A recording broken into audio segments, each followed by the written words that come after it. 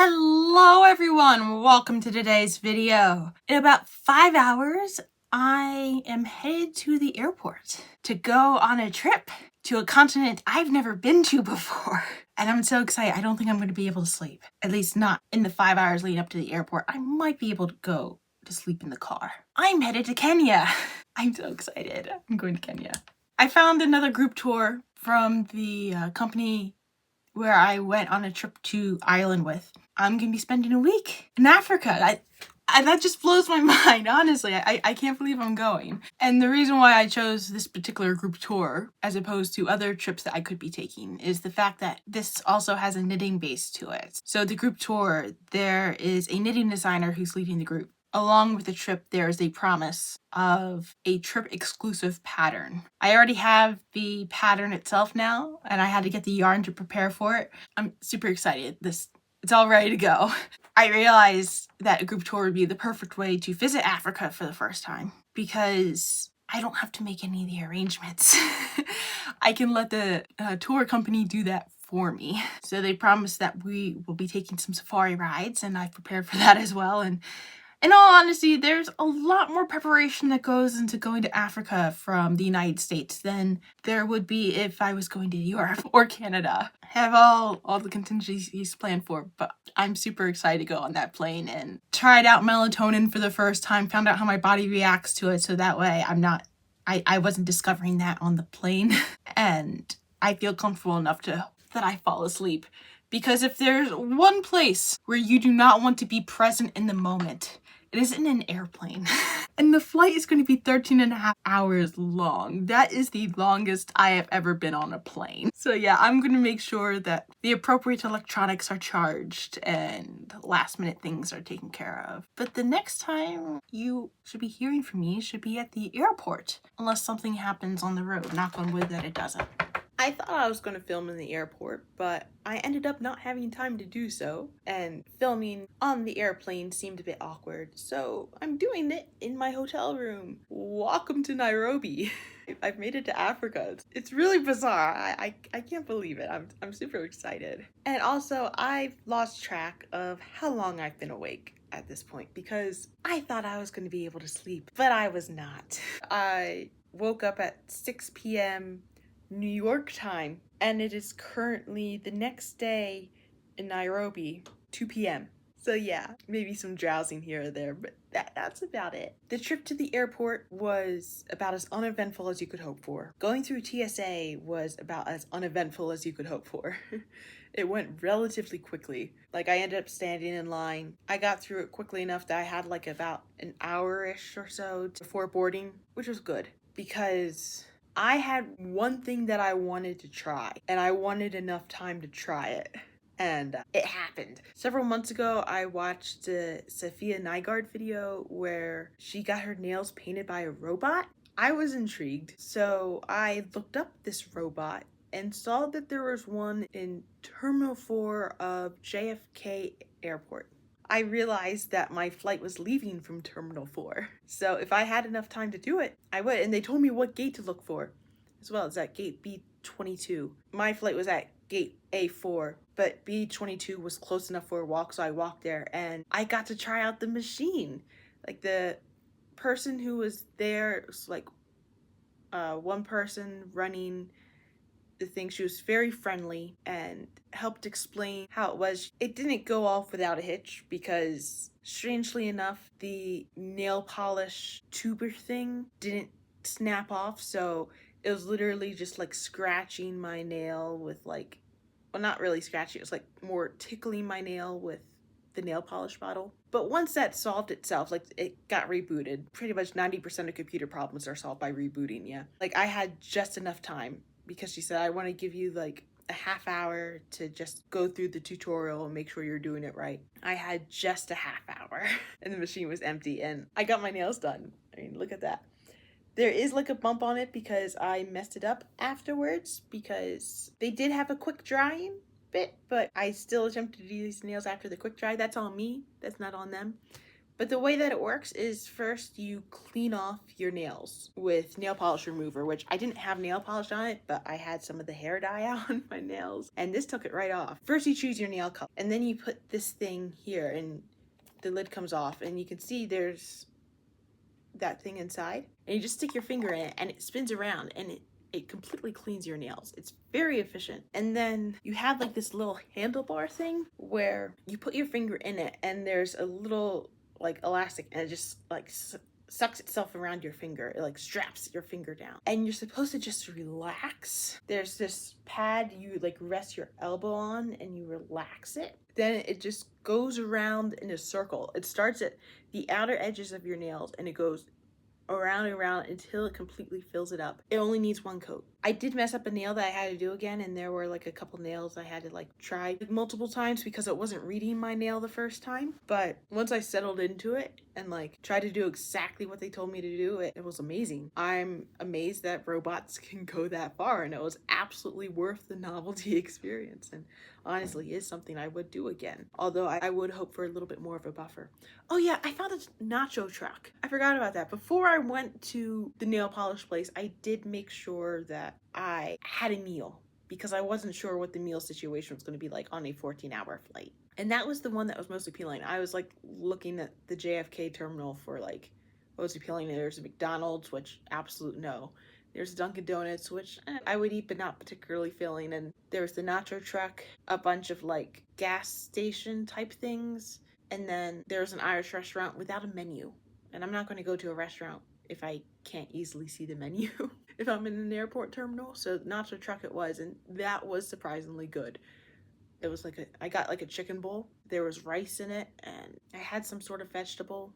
Anyway, I ended up going back to the terminal after I got my nails did, and I met people on the tour, and I didn't have as much opportunity to talk to them because I did the nail polish thing, but it ended up not mattering because the way the flight was arranged, we were all sitting near each other, so we had plenty of time to talk. By some miracle, I ended up on an aisle seat. I was in the middle section like I always am for some reason, but I was on an aisle seat, which gave us space. And the first part of the flight was kind of just figuring out how do you work the computer device in front of you. And on the seat was like a blanket, a pillow, and a headset. Unlike the Aer Lingus flight, I did not take the headset with me because they requested that you return the headsets, which honestly, the headsets were not earbuds. They just went over your ears, which makes them a little bit more hygienic. Also, just going into the airplane for Kenya Airlines, beautiful plane. The color theme was red. The air attendants were also wearing a red uniform. The woman had this red and black pattern like collared shirt, and they wore like a red pinafore over it, and several of them were wearing like these red pants, and the gentlemen were wearing like white shirts with like the red vest, and like the back was just the solid deep red, and the front was the same pattern that the woman's shirts had. Throughout the entire flight, the flight attendants were respectful, they were professional. I have no complaints about them whatsoever. They were amazing.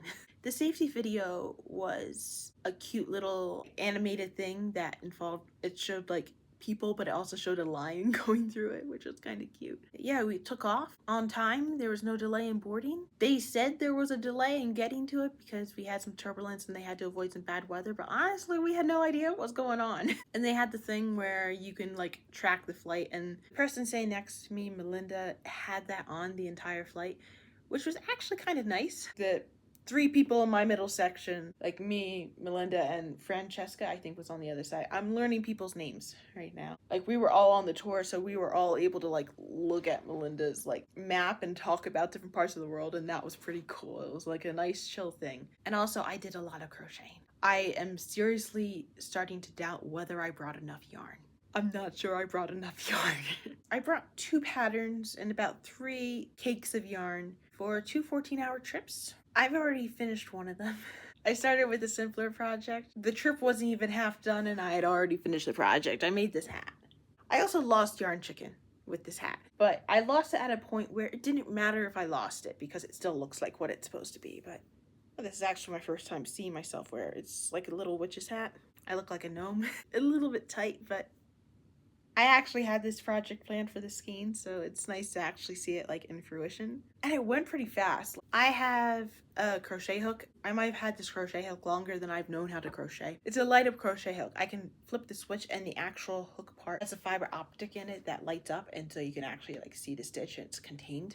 And it was not very intense. It was relatively dull, and I don't know if the battery's dying or if it's just an old device or if that's just how it typically works. But some of the other people next to me were using these Lumo lights. I've been seeing these Lumo lights all over Instagram. Like lots of people are doing like sponsored videos with them where they're just like shining the light kind of just goes around your neck and just shines. And Megan, one of the people who's also on the tour with me, she was sitting across the aisle from me. She offered to let me borrow it twice. I'm converted. When I go back home, I'm getting one of them. They made such a difference.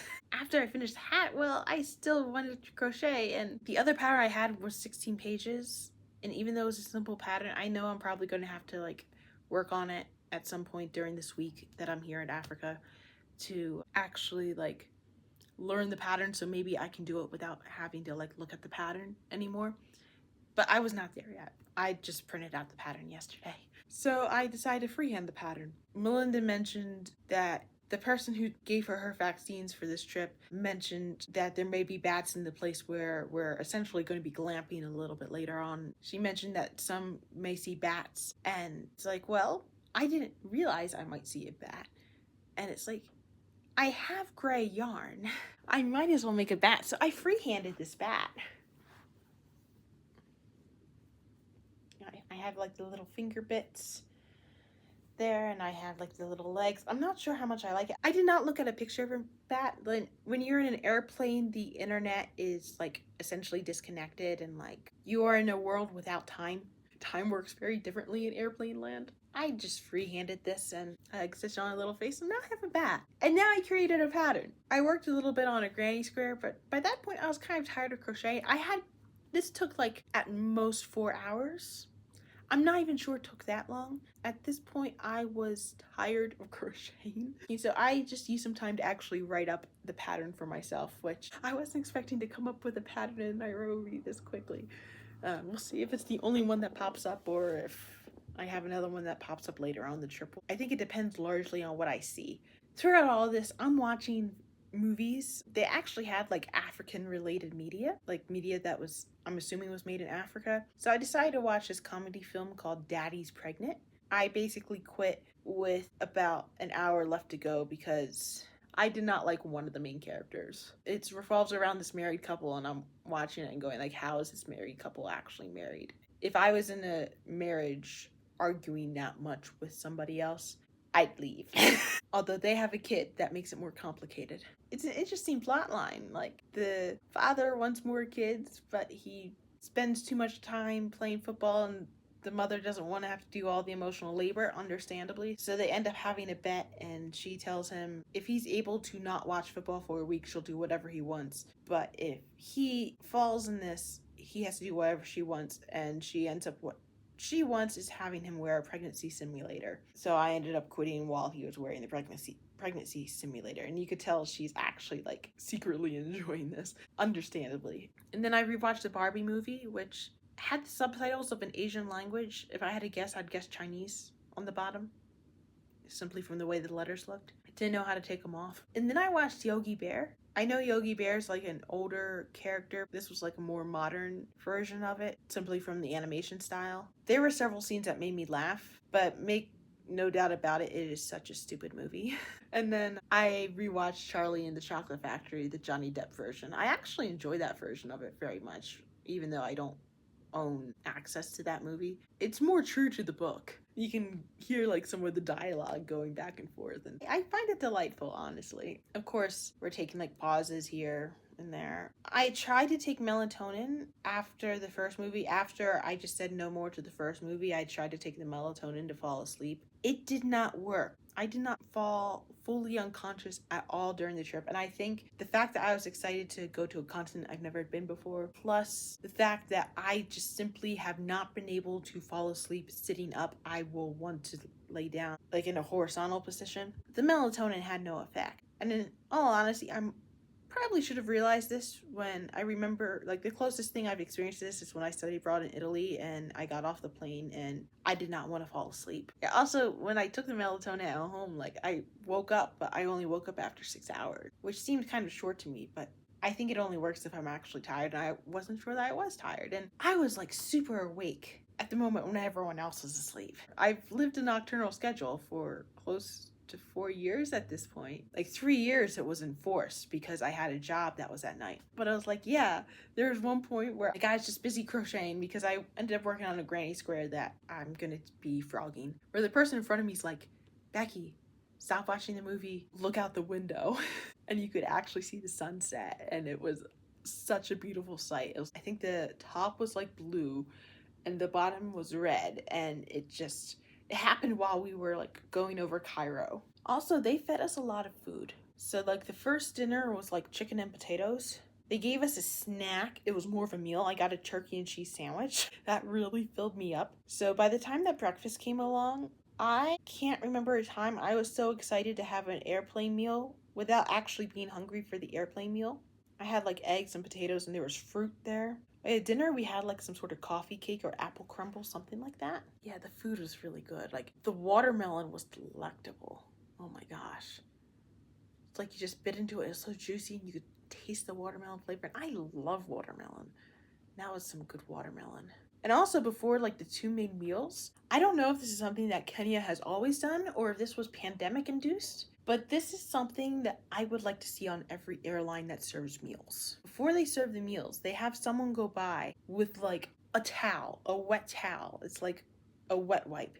And they give you the wet wipe. And then they come around and collect the wet wipe. And what a perfect way to sanitize everyone's hands before they eat. Right? Because like you're likely to get sick in an airplane. You're recycling all that air. What a wonderful way to cut down on all the germs. And then after that, they brought over the food. They brought the drinks. And I had a Fanta, and the Fanta was packaged in Nairobi, which means they used real sugar instead of cornstarch syrup. And it was super sweet. But yeah, by the end of the flight, I was so ready to get off.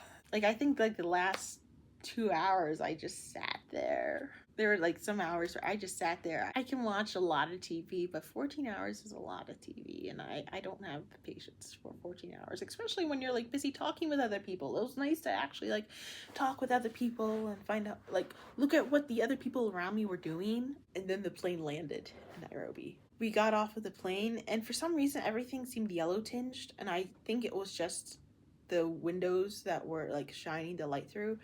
But there's this lovely sign. I didn't have enough time to get a picture of it. It said like Karibu Magical Kenya, which is Karibu is the Swahili word for welcome. So I was like, ah. And I mean, when I've been studying Swahili, it's one of my favorite words, Karibu, because it looks very similar to caribou, honestly. And just the fact of a caribou coming up to me going like, welcome, welcome, that I like that image. Oh yeah, my water bottle exploded. I knew it could happen, and I disregarded it. And it happened anyway. I got a Life Straw bottle, and they warned that this could happen, where like the water bottle could overflow when it actually goes up in the air. And I wanted a drink from my water bottle, and it overflowed.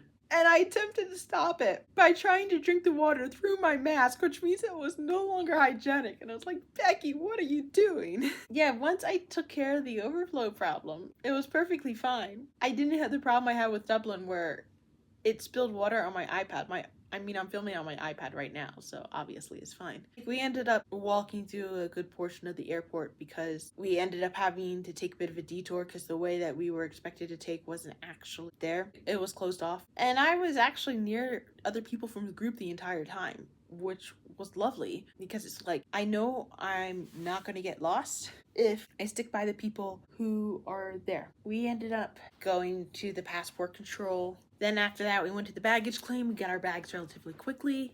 And then we made sure everyone had their bags before we went to meet our tour guide. So we walked out and we walked to the place where the people were waiting for the signs. And we saw our guy with the Craftours sign wearing a bright royal blue blazer. Oh my gosh, I loved how she pulled off the blazer. She looked amazing. And she told us we're going to go slowly because this is hot. She gave us a bit of a tour of Africa and it was like, wow, I'm actually getting to see Africa through my own eyes and not just through video evidence of it or just like pictures, which is up until now all that I've seen of Africa. She was explaining some bits, like they have these amazing walkways. So she pointed out like the Eastern bypass, I think it was called, Mombasa Road maybe, is a big deal because to kind of cross the area, like to get across that same amount of area before that bypass was put in, took 4 hours. But now that that bypass is in, it takes 25 minutes, which amazing, yeah?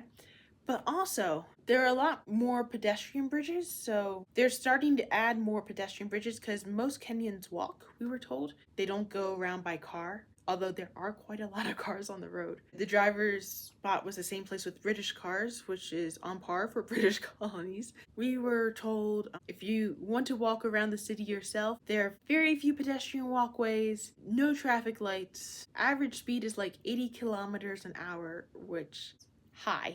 It's basically you are responsible for your own life. Although for the tour bus, if it goes above the certain speed limit, it will start honking. Has like a security guard on it, which is very strange.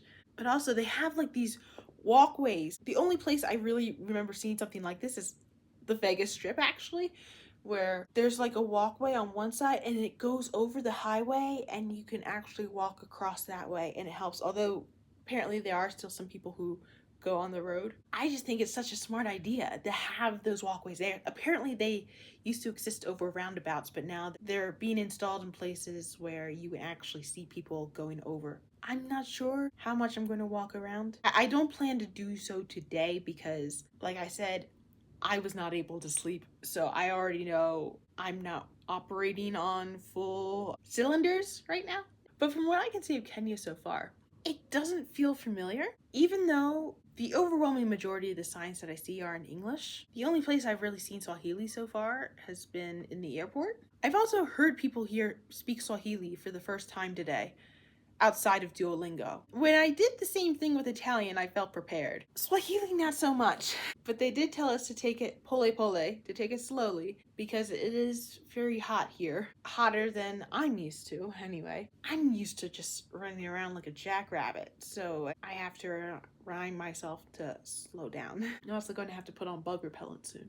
The check-in to the hotel is very smooth. Joyce took all of our passports for processing. Then basically we had to go through security of our hand luggage on the outside of the hotel because of a bombing thing that happened in like 1989, something like that. Understandably so. And then we were basically told to go pick up our key card and then just go to our room and wait for our luggage in our room. And I've pretty much been in the room ever since, simply because it's the first time I've been alone in almost 24 hours outside of the bathroom. So I'm just taking some time to decompress. One of the hotel staff just came at the door and just gave me some fruit, which amazing. I don't know what this is. Yeah, I don't know what this is. But we have an apple and some mini bananas. Are these like plantains? Some grapes. I love grapes, although they do say not with the local water, and this is an apple.